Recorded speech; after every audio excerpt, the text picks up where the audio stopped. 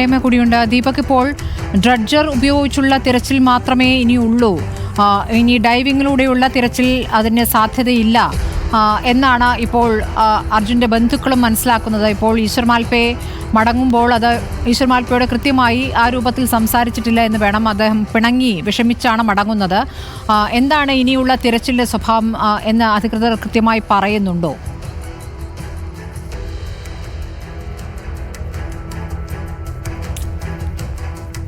ഷിരൂർ ദൗത്യം തൽക്കാലം നിർത്തിവെച്ചിരിക്കുകയാണ്. വൈകിട്ട് ഉച്ച കഴിഞ്ഞ് എന്നാണ് പറഞ്ഞത്. ദീപക് കേട്ടോ? എന്റെ ചോദ്യം കേട്ടെങ്കിൽ പറയാം.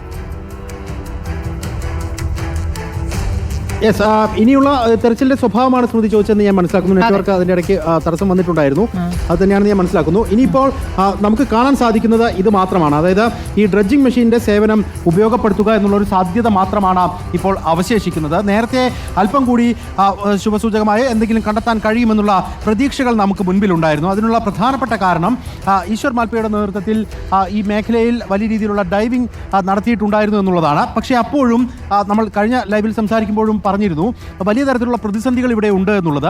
കാരണം ഈ ഒരു മേഖല കേന്ദ്രീകരിച്ചുകൊണ്ട് ഡ്രഡ്ജിംഗ് നടക്കുന്നതിൻ്റെ താഴ്ഭാഗത്തേക്ക് ഈ ഒരു മേഖല കേന്ദ്രീകരിച്ചുകൊണ്ട് മാത്രമാണ് മാൽപ്പയ്ക്ക് ഇറങ്ങി പരിശോധന നടത്താനുള്ള അനുമതി ജില്ലാ ഭരണകൂടം നൽകിയിരുന്നത്. എന്നാൽ അർജുൻ്റെ കുടുംബവും ഒപ്പം തന്നെ ലോറി ഉടമയും ഉൾപ്പെടെയുള്ള ആളുകൾ നേരത്തെ തന്നെ പറയുന്നത് ദൂരെ അങ്ങ് കാണുന്ന ഡ്രഡ്ജിംഗ് മെഷീൻ്റെ ഇടയിലൂടെ നമുക്കൊരു ഓറഞ്ച് കളറിൽ മാർക്ക് ചെയ്ത് വെച്ചിരിക്കുന്നത് കാണാം.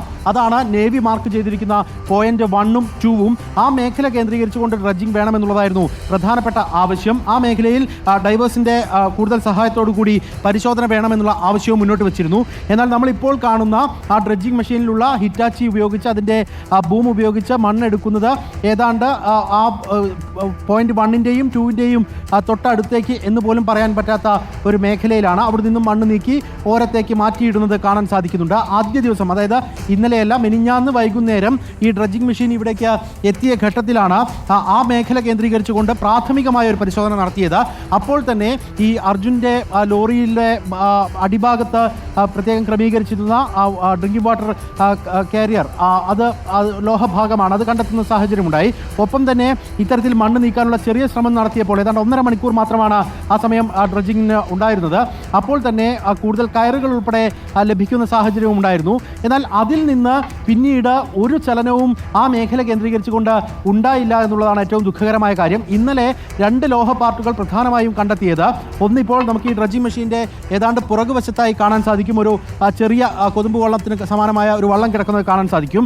ആ മേഖലയിൽ നിന്നാണ് ഇന്നലെ ടാറ്റ ലോറിയുടെ ഭാഗമായിട്ടുള്ള 2 ടയറുകൾ കണ്ടെത്തുന്ന സാഹചര്യം ഉണ്ടായത്. അത് LPG ട്രക്കിൻ്റെ ആണ് എന്നുള്ള അനുമാനത്തിലേക്ക് ഒടുവിൽ എത്തുകയും ചെയ്തു. അർജുൻ്റെ വാഹനവുമായി ബന്ധപ്പെട്ടല്ല. അവിടെ നിന്നും ഏറെ മാറി ഏതാണ്ട് ഒരു 100 മീറ്റർ മാറിയാണ് പിന്നീട് ടാറ്റ ലോറിയുടെ തന്നെ ക്യാബിൻ ഭാഗവും അതിൻ്റെ സ്റ്റിയറിംഗും ഉൾപ്പെടെയുള്ള ഭാഗങ്ങൾ കണ്ടെടുക്കുന്നത്. അതും പിന്നീട് പുറത്തേക്ക് മാറ്റിവെക്കുന്ന സാഹചര്യമുണ്ടായി. ഇന്ന് ആ സ്റ്റിയറിംഗ് പാർട്ട് ഉൾപ്പെടെ കണ്ടെത്തിയ മേഖലയിൽ മാത്രം തിരച്ചിൽ നടത്തിയാൽ മതി എന്നുള്ളതാണ് ഈശ്വർ മാൽപ്പയ്ക്ക് ജില്ലാ ഭരണകൂടം അനുമതി എന്നുള്ള നിലയ്ക്ക്. അത് സുരക്ഷ കണക്കിലെടുത്തായിരിക്കുമോ ദീപക്? സുരക്ഷ കണക്കിലെടുത്തായിരിക്കുമോ ഈ വെള്ളം അവിടെ ഒരു സമയക്രമമില്ലാതെ അല്ലെങ്കിൽ കൃത്യമായി മനസ്സിലാക്കാനാകാത്ത രീതിയിൽ ഉയരുകയും ചെയ്യുന്നുണ്ട്, വേലിയേറ്റം ഉണ്ടാകുന്നുണ്ട്, ഇടയ്ക്ക് മഴ പെയ്യുന്നുണ്ട്, അങ്ങനെ കാലാവസ്ഥ പ്രവചിക്കാൻ പറ്റാത്ത രീതിയിൽ അവിടെ മാറി മറിയുന്നൊരു സാഹചര്യം കൂടി ഉണ്ടല്ലോ? വേലിയേറ്റമുണ്ട്, പക്ഷേ അത് മാൽപ്പയെ സംബന്ധിച്ച് അത്ര വലിയ ഒരു ബുദ്ധിമുട്ടുള്ള കാര്യമല്ല. കാരണം അദ്ദേഹം പറഞ്ഞിരുന്നത് ഈ വേലിയേറ്റമുള്ള സമയത്ത് ആ പ്രഷർ ഉണ്ടാകുമ്പോൾ അല്പം അവിടെ നിൽക്കാനും ഉറപ്പിക്കാനും ഒക്കെ പ്രയാസമുണ്ട് എന്നുള്ളതായിരുന്നു. എന്നാൽ അതിനപ്പുറത്തേക്ക് കൂടുതൽ ബുദ്ധിമുട്ട് ഉണ്ടാകുമെന്നുള്ളത് പ്രശ്നമുള്ള കാര്യം. അദ്ദേഹത്തെ സംബന്ധിച്ച് അത് വലിയ പ്രതിസന്ധിയും ആയിരുന്നില്ല. എന്നാൽ പിന്നെ ഇപ്പോഴുള്ള ഏറ്റവും വലിയ പ്രതിസന്ധി എന്ന് പറയുന്നത് അദ്ദേഹത്തിന് ഇറങ്ങാൻ അനുമതി കൊടുക്കുന്നില്ല എന്നുള്ളതാണ്. അതിൽ സ്മൃതി ചോദിച്ച ചോദ്യത്തിലേക്ക് വരികയാണെങ്കിൽ സെക്യൂരിറ്റിയുമായി ബന്ധപ്പെട്ട് അദ്ദേഹത്തിൻ്റെ സുരക്ഷയുമായി ബന്ധപ്പെട്ടുകൊണ്ട് ഏതെങ്കിലും അപകടമുണ്ടായാൽ അദ്ദേഹത്തിന് തിരികെ എത്തിക്കാൻ കഴിയില്ല എന്നുള്ള ആശങ്കയൊക്കെയാണോ എന്ന് ചോദിച്ചാൽ SDRF സംഘം ഇവിടെ ഡിങ്കി ബോട്ടിൽ ഒരു വാക്ക് ഉപയോഗിക്കുകയാണെങ്കിൽ അക്ഷരാർത്ഥത്തിൽ ഈ ഒരു ഗംഗാവലിയിലൂടെ ഉല്ലസിച്ച് യാത്ര ചെയ്യുന്ന അല്പം മുൻപ് നമുക്ക് കാണാമായിരുന്നു എന്നുള്ളതാണ്. കാരണം SDRF സംഘം സംഘം ഇവിടെ ഉണ്ട്. അവരുടെ കൈവശം ഡിങ്കി ബോട്ടുണ്ട്. അത്തരത്തിലൊരു അപകട സാധ്യതയുണ്ടെങ്കിൽ കേവലം ഒരു ഡൈവർ മാത്രമാണ് ഇവിടെ നിലയുറപ്പിച്ച് ജോലി ചെയ്തുകൊണ്ടിരുന്നത്. അദ്ദേഹത്തെ സംരക്ഷിക്കാൻ കഴിയാത്ത ബുദ്ധിമുട്ട് ഈ മേഖലയിൽ ഇല്ല എന്നുള്ളത് തന്നെയാണ് വസ്തുത. പക്ഷേ അത്തരത്തിലൊരു നീക്കം SDRFിൻ്റെ ഭാഗത്ത് നിന്ന് അല്ലെങ്കിൽ ഇവിടെയുള്ള ജില്ലാ ഭരണകൂടത്തിൻ്റെ ഭാഗത്ത് നിന്ന് അദ്ദേഹത്തിന് സഹായം എന്നുള്ള നിലയിൽ നൽകുന്നതിൽ ഉണ്ടായിട്ടില്ല എന്നുള്ളത് നമ്മൾ ദൃക്സാക്ഷികളാണ് എന്ന് പറയാം കൃത്യമായി തന്നെ.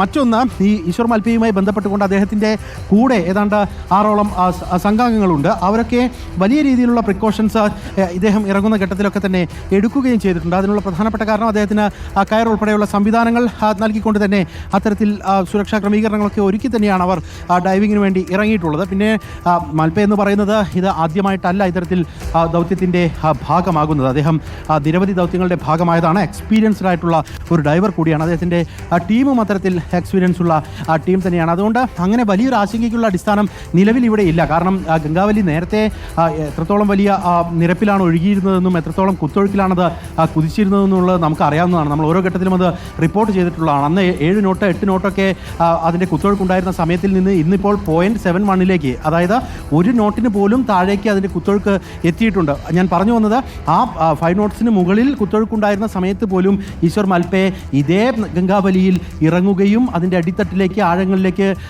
മുങ്ങാങ്കുഴിയിട്ട് പോയി എന്തെങ്കിലും തുമ്പ് കണ്ടെത്താൻ കഴിയുമോ എന്നുള്ള പരിശോധന നടത്തുകയും ചെയ്തിട്ടുള്ള ആളാണ്. അദ്ദേഹത്തെ സംബന്ധിച്ച് ഇപ്പോൾ ഈ 1 നോട്ടിന് താഴേക്ക് കുത്തൊഴുക്ക് വന്ന സമയത്ത് അത്ര വലിയ പ്രതിസന്ധി ഉണ്ടായിരുന്നില്ല എന്നുള്ളത് അദ്ദേഹം പറയുകയും ചെയ്തിട്ടുണ്ട്. മറ്റൊന്ന്, അദ്ദേഹത്തിൻ്റെ നേരത്തെ നമ്മുടെ പ്രതികരണം റിപ്പോർട്ടിലേക്ക് വരുന്ന ഘട്ടത്തിൽ അദ്ദേഹം പറയുന്നുണ്ട്, മടുത്തു എന്നുള്ള പദമാണ് അദ്ദേഹം ഉപയോഗിക്കുന്നത്. അതായത് സ്വതന്ത്രമായി കാര്യമായി പ്രതിഫലങ്ങളൊന്നും ഇച്ഛിക്കാതെ ഇവിടെ വന്ന് ഇത്തരത്തിലൊരു സേവനത്തിന് വേണ്ടി മുതിരുന്ന ഘട്ടത്തിൽ അതിന് അനുമതി നൽകാതിരിക്കുക എന്നുള്ള നടപടിക്രമത്തിലേക്ക് പോയി കാര്യങ്ങൾ എന്നുള്ളതാണ്. നമ്മൾ നേരത്തെ തന്നെ സംസാരിക്കുന്ന ഘട്ടത്തിൽ നമ്മൾ പറഞ്ഞിരുന്നു, പുതിയ പ്രേക്ഷകർക്ക് വേണ്ടി ഒന്നുകൂടി പറയാം, കൃത്യമായി ഏകോപനമില്ലായ്മയുടെ ആ ഒരു പ്രശ്നം അത് ആ അർത്ഥത്തിൽ തന്നെ ഉണ്ട് എന്നുള്ളതിൻ്റെ പ്രകടമായ ഉത്തരവും കൂടിയാണ് ഇപ്പോൾ ഈശ്വർ മൽപ്പെ മടങ്ങുന്നു എന്നുള്ളതിൻ്റെ ഏറ്റവും വലിയ ഉത്തരമായി നമുക്ക് കാണേണ്ടത്. ഈശ്വർ മൽപ്പെ മടങ്ങുന്നു എന്നുള്ള വാക്ക് പറയുമ്പോൾ അതിൻ്റെ ഏറ്റവും വലിയ കാര്യമെന്ന് പറയുന്നത് അത് ഇത്തരത്തിൽ ഏകോപനമില്ലായ്മ ഉണ്ടായി എന്നുള്ളത് തന്നെയാണ് എന്ന് നമുക്ക് പറയാതിരിക്കാൻ നിർവാഹമില്ല. എന്തായാലും ഇനിയിപ്പോൾ ഈ ഡ്രഡ്ജർ മെഷീൻ ഉപയോഗിച്ചുകൊണ്ട് എന്ത് ചെയ്യും എന്ന് ചോദിച്ചാൽ ഇപ്പോൾ കാണുന്ന ആ ഭൂമി ഉയർത്തി നിൽക്കുന്ന ആ പ്രദേശം എന്ന് പറയുന്നത് അത്യാവശ്യം നല്ല ആഴമുള്ള മേഖലയാണ്.